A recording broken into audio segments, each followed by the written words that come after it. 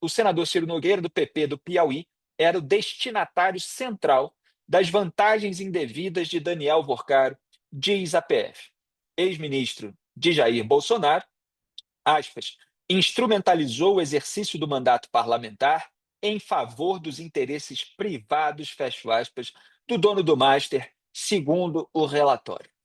Lava Jato já havia acusado Ciro de receber propina das empreiteiras Odebrecht, 7 milhões e 300 mil reais, e o TC Engenharia, 2 milhões de reais. Delatores da JBS, sim, aquela do conglomerado JIF dos irmãos Joesley e Wesley Batista, repito, delatores da JBS também afirmaram que ele recebeu 2 milhões e 900 mil reais em propina para garantir apoio do PP à reeleição de Dilma Rousseff. Ciro ainda foi acusado de tentar comprar o silêncio de um assessor que teria testemunhado o chamado quadrilhão do PP e de formar uma organização criminosa que teria influência sobre a diretoria da Petrobras, justamente essa que foi assim apelidada. Olha quantos casos de investigação já atingiram Ciro Nogueira. Eu estou aqui com 20 anos de carreira jornalística, pelo menos 10, apontando os elementos de investigação sobre o Ciro Nogueira. E ele está lá até hoje, é senador, influente, que apadrinha gente até para o Supremo Tribunal Federal. Cássio Nunes Marques foi indicado por Jair Bolsonaro, apadrinhado pelo Ciro Nogueira. Nessa grande aliança do bolsonarismo com o Centrão, que é até cômico falar assim, porque o bolsonarismo, como eu expliquei no programa de ontem, é Centrão, é uma ala do Centrão que tem uma retórica eventualmente diferente de outras alas. Mas é o Centrão, como o próprio Bolsonaro confessou ao ser entrevistado durante o seu governo, eu sou do Centrão. Então, o Ciro Nogueira consegue ter influência até para indicar ministro do STF, influência sobre a presidência da República, que dirá sobre a Comissão de Valores Mobiliários, CVM. E eu já vou mostrar isso hoje, porque é bom relacionar essas questões com os achados da PF.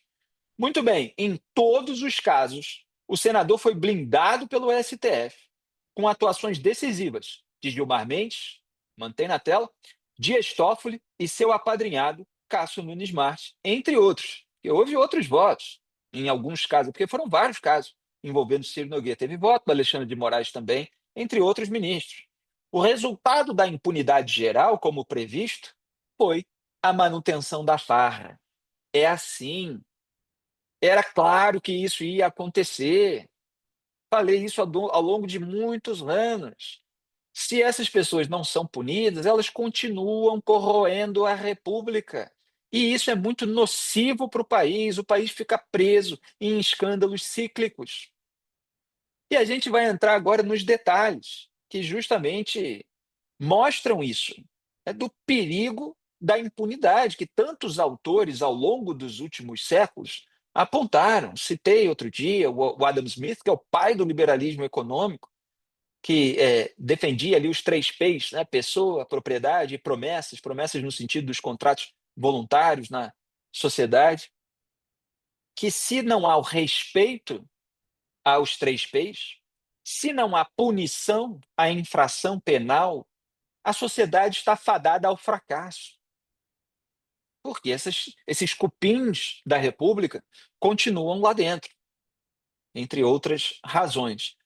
Mas olha, eu vou trazer aqui de volta um vídeo que eu já tinha resgatado meses atrás, quando esse escândalo começou, que é de um evento em Roma, final de 2024, Daniel Vorcaro, do lado do Ciro Nogueira, num painel para debater essas questões que eles vivem debatendo nesses encontros patrocinados por grandes empresários, esse inclusive pelo próprio Banco Master, o futuro do país. Você vê que pessoas realmente qualificadas, estou sendo irônico, sim, só para deixar claro que a ironia no Brasil precisa de prefácio, pós-fácio e um bom advogado de defesa. Eu creio que um dos principais pontos de curto prazo, acho, do Brasil, eu gosto muito quando o Eugênio traz a questão do pragmatismo, e fico muito feliz quando o meu amigo Ciro diz que cansou um pouco da polarização. Eu acho que a gente tem que trabalhar muito, nós como sociedade, como empresários, com a questão da narrativa do nosso Brasil para investidores estrangeiros. Eu acho que a gente tem, sim, uma agenda de contenção de gasto público, que é uma questão prioritária do dever de casa que a gente tem que fazer, mas eu acho que a gente vem evoluindo nisso.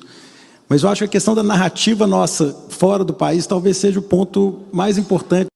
A narrativa nossa fora do país para atrair investimentos. Daniel Vorcar falando isso. O que parece que é o Brasil? Quantos estrangeiros agora veem um escândalo da magnitude do Banco Master?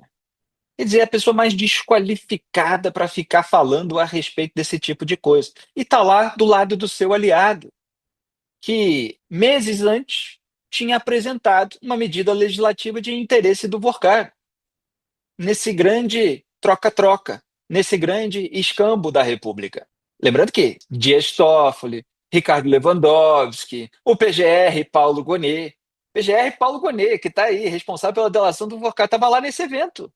Estava junto, o Toffoli saudou na participação dele, o Paulo Gonet, que estava ali diante dele na plateia. E aqui está o procurador-geral Paulo Gonet, que cumprimento. Então está todo mundo junto e misturado, isso é muito ruim para a República. Ciro Nogueira recebia de Daniel Vorcaro repasses mensais de R$ 300 mil ou mais, considerando relatos de que o montante teria evoluído para R$ 500 mil, segundo decisão de André Mendonça. 300 mil a 500 mil reais. Isso aí, mensal, hein? Mesadinha, mesadona, mesadona. A mesada era paga, aspas, por intermédio de pessoa jurídica vinculada à denominada parceria BRGD/CNLF. E aí, fecho aspas, né, eu expliquei. Ela envolvia a BRGD SA, empresa sediada em Nova Lima, Grande BH, Minas Gerais, que tinha como diretor Oscar Vorcaro, pai de Felipe Cansado Vorcaro, primo de Daniel, agora preso. Então, esse era um lado aí da parceria. BRGD era lá tocada pelo pai do primo do Daniel Vorcaro, que foi preso, esse Felipe Vorcaro. E a CNLF, Empreendimentos, apontada como veículo patrimonial relacionado ao senador, com as iniciais de seu nome completo, Ciro Nogueira Lima Filho, CNLF. Vamos para o próximo, que essa parte é saborosíssima. A troca de mensagens. E olha que tem várias citadas na decisão. Eu peguei essas que são mais picantes, mas que, de certa forma, são meio que repetidas ao longo ali das páginas. Em troca de mensagens de 30 de junho de 2025, Daniel Vorcaro se queixa pela não realização dos pagamentos a Ciro, o que Felipe Vorcaro, seu primo, o questiona sobre o valor. Então o Daniel pergunta, cara, eu no meio dessa guerra atrasou 2 meses, Ciro? E o Felipe, vou ver se dou um jeito aqui. Vai continuar os 500K ou pode ser os 300K?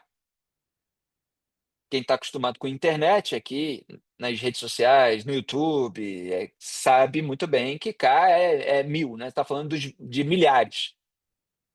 Então ele está perguntando se é para continuar pagando os 500 mil reais ou pode ser os 300 mil. É porque 500 é muito, será que dá para diminuir um pouquinho e tal? E aparentemente, eu acho que não dava não, hein? Esse pessoal como dizia lá o Emílio Odebrecht em relação aos petistas, né? É o jacaré que quer virar crocodilo, né? O apetite é muito grande. E outro operador de Borcar fez o seguinte questionamento. É o Léo Serrano. Aspas. Só uma pergunta rápida. É para os meninos continuarem pagando conta dos restaurantes do Ciro barra Flávia, que é a esposa do Ciro, me parece, né? Até sábado, fecho aspas. Daniel Vorcaro, sim. Depois leva meu cartão para Saint Barts. Olha só.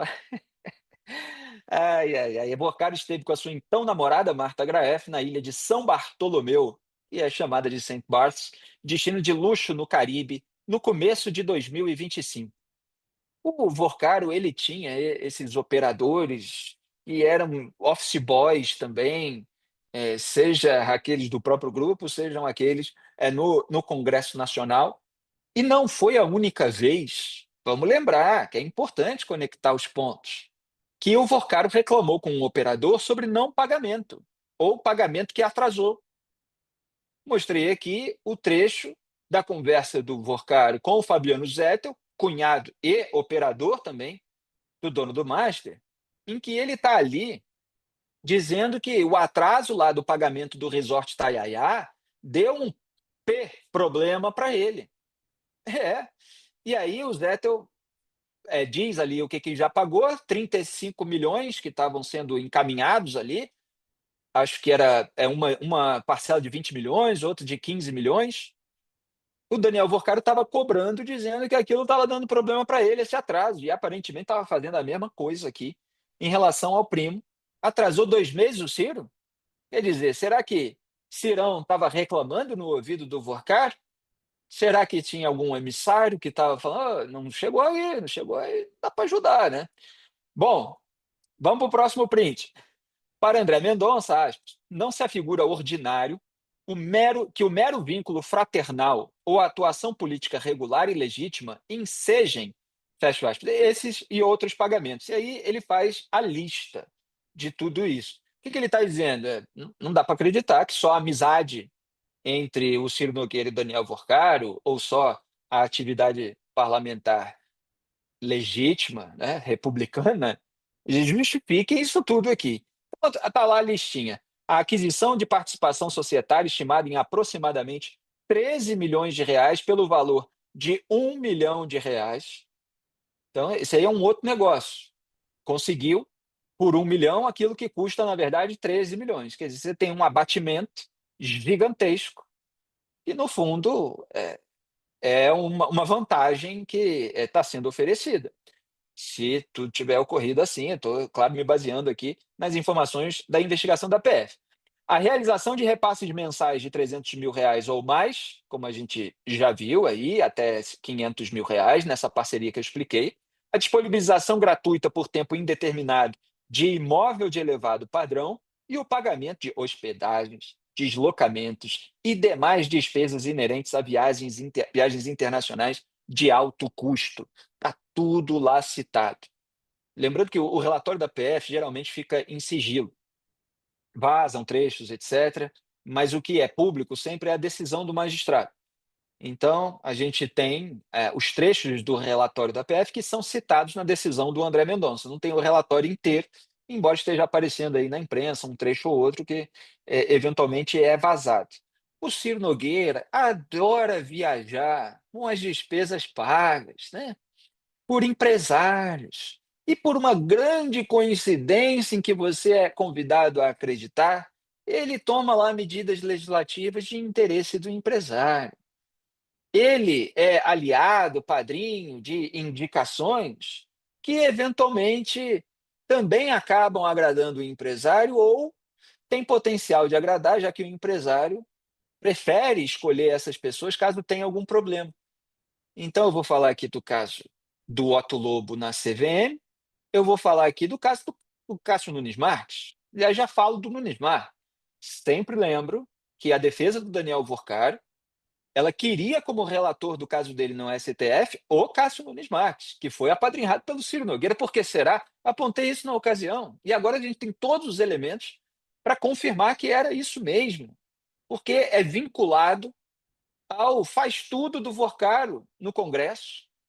Ele achava que tinha mais chance. E aí, por essa sorte que atinge as pessoas que têm muito dinheiro nesse país e muito esqueleto no armário, a relatoria acabou caindo nas mãos de Dias Toffoli, que estava travando ali as investigações. Precisou que a Polícia Federal avançasse, precisou que o jornalismo avançasse, precisou que houvesse pressão da sociedade para que a relatoria migrasse do Toffoli para o Mendonça.